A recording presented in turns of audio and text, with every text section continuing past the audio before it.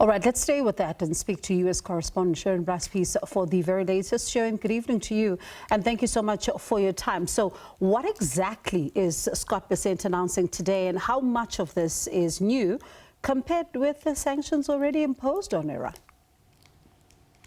Hi, Bongiwe. Yeah, he was speaking earlier this morning at the Economic Club of New York.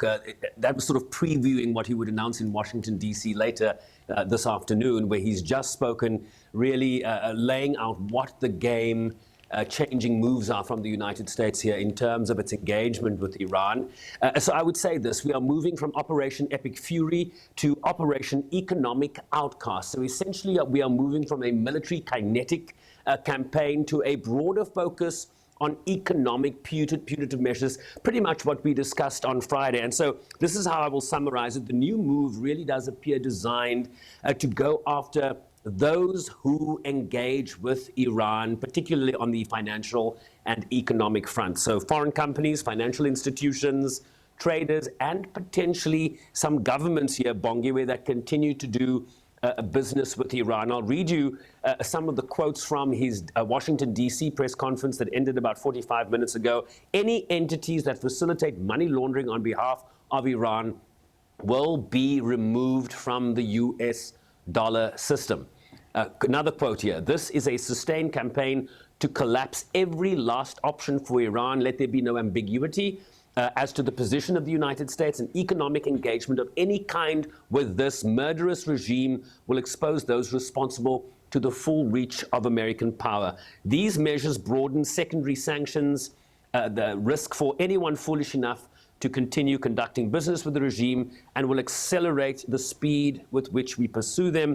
No nation, another quote, no nation should expect to enjoy the rewards of our system while helping those who seek to destroy it. So a message not here just for the officials in Iran, but certainly to countries, entities, groups that engage in any financial transaction with the current government. And of course, one wonders how countries will respond. And speaking about response, has there been any from Iran? Yes, well, certainly the Iranians have long had this position, Bongiwe, that anything the United States does will have a retaliation from them. And so you heard from Syed Abbas Araghchi, the foreign minister, before the weekend, quote, "We have seen this movie before, same bull, different bullies. America's economic terrorism threatens the global economy and the national sovereignty of countries around the world." And then also from Mohsen Rezai. He's a secretary of Iran's Supreme National Security Council. He said, "We are telling all surrounding countries not to engage in an economic war with Iran, and whoever does, we consider that country an enemy." So essentially what the United States is saying, the Iranians are saying to countries as well: if you go against us, we will pursue you. First, we will negotiate so that we do not do this. This is the Secretary of Iran's Supreme National Council. And if they continue, we will target that country. We also heard earlier today from Iran's foreign ministry spokesperson ahead of Scott Bessent's announcement, and also the governor of Iran's central bank. Watch. آمریکایی که قرار بود به کمک ایرانیان بیاد. The America that was supposed to come to help the Iranians is using every means available to punish the Iranians simply for one reason: because of their resistance to pressure on their national independence, sovereignty, and dignity. In this regard, the necessary warnings have certainly been given and are being given, because any kind of cooperation with America in advancing its aggressors' actions against Iran will certainly have its own consequences. Iran will make use of all its multilateral capabilities to counter the economic sanctions. I believe the shocks we are seeing are largely the result of US psychological warfare. And let me say this: it cannot continue. I am confident the situation will improve, these issues will be resolved, and these problems will be overcome. It will not take very long.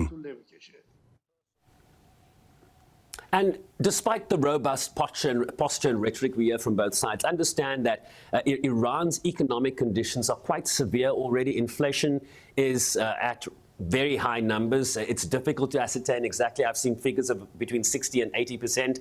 The rial, the currency, has collapsed. And so there are certainly inflationary price pressures that the Iranian regime government is grappling with here, despite the rhetoric you hear out of Tehran today. And Sherwin, this is something that you and I have discussed before, but I wonder how significant is the threat to countries, for example, like China, which remains a major buyer of Iranian oil, and how far is the Trump administration, though, willing to go if Beijing refuses to comply? Look, this is not a David and Goliath scenario when you talk about China or Beijing interacting with the United States / Washington. China has a history of responding in kind, retaliatory as it might be. And the warning from China has been that we prefer a diplomatic off-part, a return to negotiations, and that economic pressure is not going to work. And the way we understand that is what happened with the reciprocal tariffs imposed by the United States on China, and then the reaction you saw from China, only for them to find an off-ramp later and find some sort of agreement moving forward. China is the second largest economy in the world and will respond here and is unlikely to capitulate to economic pressure being imposed by the United States. Look, Bessent, the Treasury Secretary, has made clear various officials, including the US President, are running down to the phones. They're using their contacts in various parts of the world and having quiet diplomacy, but with this very real economic threat remaining on the table. Yeah, it sounds like we're circling back, right, to the same place. But let's see then, what happens in the coming days. Appreciate your time as always. Sherwin Bryce-Pease, they're live for us in New York.